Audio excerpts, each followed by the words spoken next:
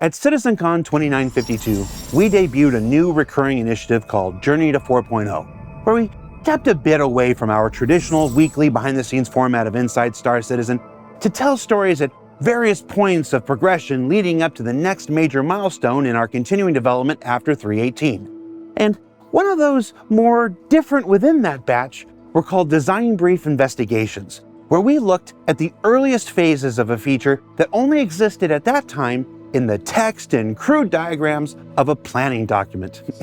And no, before you ask, don't ask to see the planning documents. It's all just fidelities and bespokes all over the place anyway.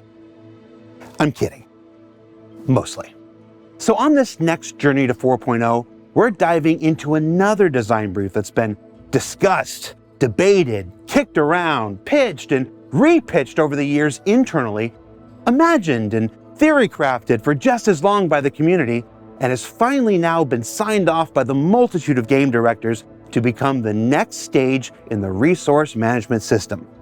So, without further ado, we present to you Design Brief Engineer, the next fundamental component of true multi-crew gameplay. Oh, I'm sorry, and one more thing. Fair warning before the comments come in.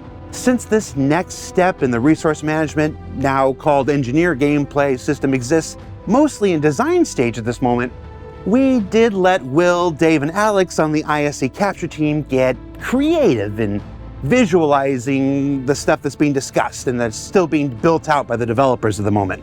So what you're about to hear is still very much work in progress, but what you're about to see at times is the content of crazy people, and you should judge them, because they're exactly like me. Sorry.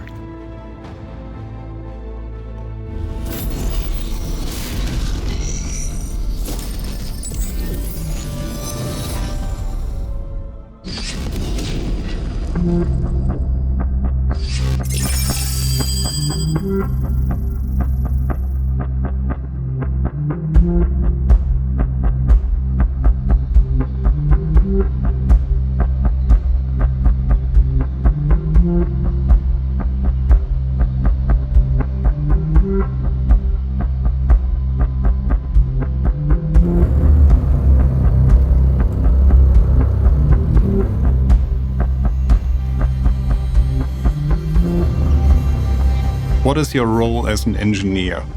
You, as the engineer, are responsible for the resource management of your ship, the priorities of the items, and you are also responsible for countering any dangers that you might encounter throughout your flight. A big part of your job as an engineer is dealing with dangers that affect the mechanical parts of your ship and are different to the ones you would face as a pilot. There are 3 types of dangers that you will face as an engineer. One being something that you already know, which is overheating. The second being wear and tear. And the third one being malfunctions. So overheating is not only items running too hot, but it also is item running too cold. And the way that you can counter that is either actively or passively, where passively is something that we already do with the cooler on your ship, and actively being something like you standing in front of the item and using your fire extinguisher to bring down the temperature of the item. And if it's too cold, you can use a flamethrower or blowtorch. So wear and tear is a danger you might have already heard us talk about in the past. It's just something that the longer your item runs, the less efficient it will be at some point. So a general maintenance will be required to keep them up and running. And then there is the new one, which we call malfunctions, which we'll talk about later in more detail. But the way that you react as the engineer there is unique to each malfunction. All 3 dangers contribute to the health of the item and have an impact on each other. So since the first 2 are quite easy to grasp, let's dive a bit deeper into the malfunctions. Different items in different situations cause different errors. And while I can't talk about all of them today, here are some currently in development. There's disconnect, where you either don't have a relay right now in the place, or you don't have the item right now at the item port. Then there is power drop, where the required amount of power doesn't reach the item. Then there is misfire, where wear and tear impacts the functionality of your item. Then there is cloggage, where resources are prevented from reaching your item. There's also power surge, where high energy reaches your item and will negatively affect the function of the item. And then there is leakage, which is similar to cloggage, where resources won't reach your item, but the cause is a little bit different. Then we have unresponsive, where you as the engineer try to communicate certain changes on the item and they will not reach the item. There is bugged, where we have the most experience with being creative, so be surprised for what comes your way. And then lastly, we have destroyed, where you just lost your item. Bug can also be caused by hacking or being tuned incorrectly. Hey! Why do we introduce malfunctions?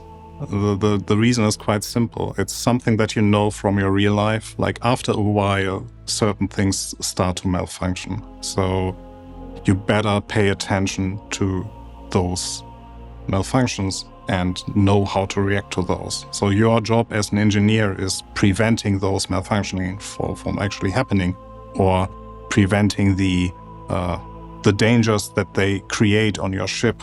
And if you don't react in time, you might end up with cascading of errors that will in the end lead to the failure of your ship. It allows us to have the engineer being as important on bigger ships like the pilot or the gunner. We want to make sure that there's plenty of things to do for you as an engineer. Your job as the engineer is also understanding the items. And that means you have to understand the different states an item can be in. States are basically stages for the items inside your ship, where each item has its individual stages or states it can be in. Where, for example, you can have items that have a boot up phase. Then they have that is followed by an ignition phase, where you have to ignite something so that it is going into the idle state, where it is basically waiting to go into the active state, where it starts to produce the resources that you actually need. Then from that active state, it will probably, or some items might go into the primed state, where you have to fire something out. Example is here an EMP. That can then go into a cooldown state, where you basically have to wait for the item to cool down again and then to be restarted or turned off. This adds a new level of complexity to you as the engineer, where you not only have to pay attention to the dangers, the malfunctions when they appear or where they appear. It's also important on which item they appear and in which state the item currently is. Because depending on the state the item currently is where the malfunction happens, it might end up you having to switch the item to a different state to be able to fix the malfunction or counter the malfunction, or even turn off the item completely because the current state requires you to restart the item completely. And yes, for some things it is as simple as turning them off and on again. All of this we do to make the engineering gameplay more engaging.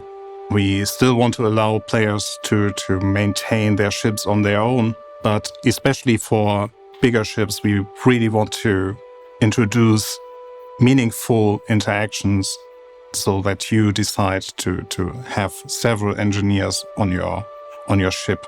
And for that, we introduced the 3 types of hats that you can wear as an engineer.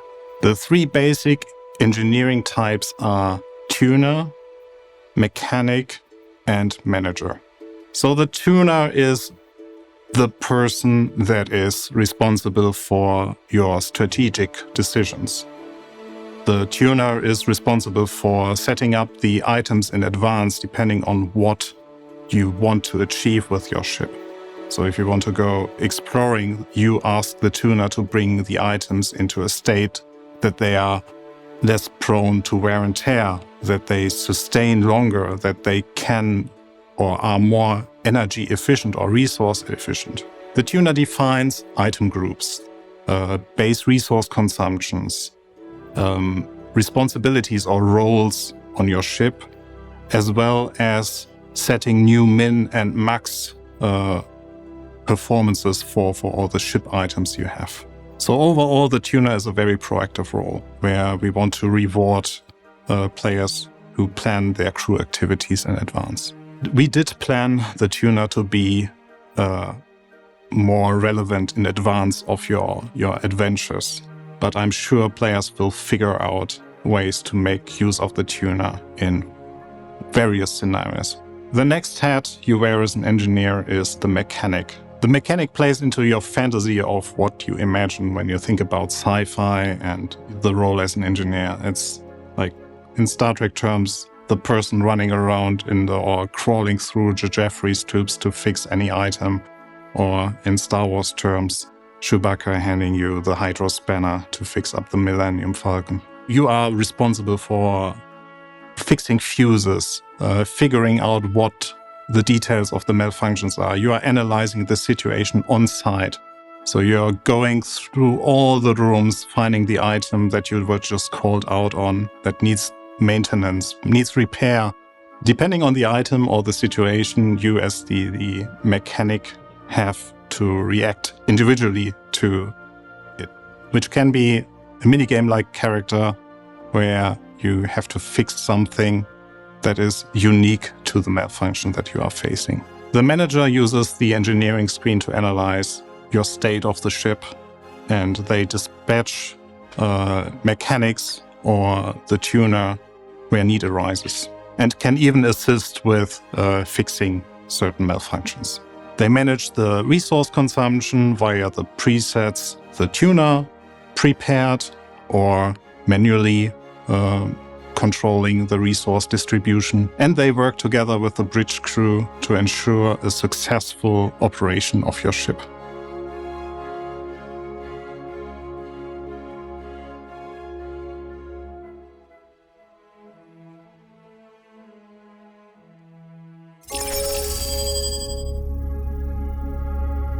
I'm really happy that I'm actually sitting here and explaining you all the things that I just described to you, because the entire process that we had to went through was daunting, to say the least, because we are touching so many bases with so many teams.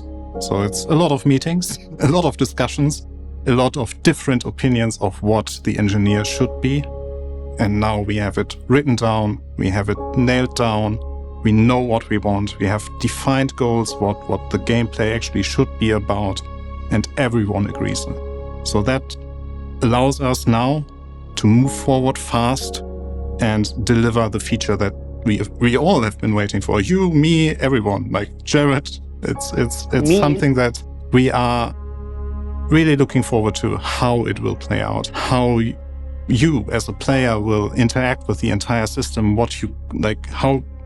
where you will bring your ships that you own and what you can make out of them. How different they will actually feel to what they are right now in terms of stock versus you have the perfectly tuned ship for your demands.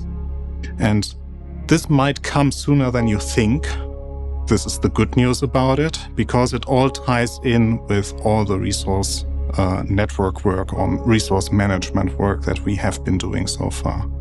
We are really excited to work on it right now. So it is in active development, and I don't want to do any promises when you will see it, but we are doing our very best that you will be able to try it out sooner than later.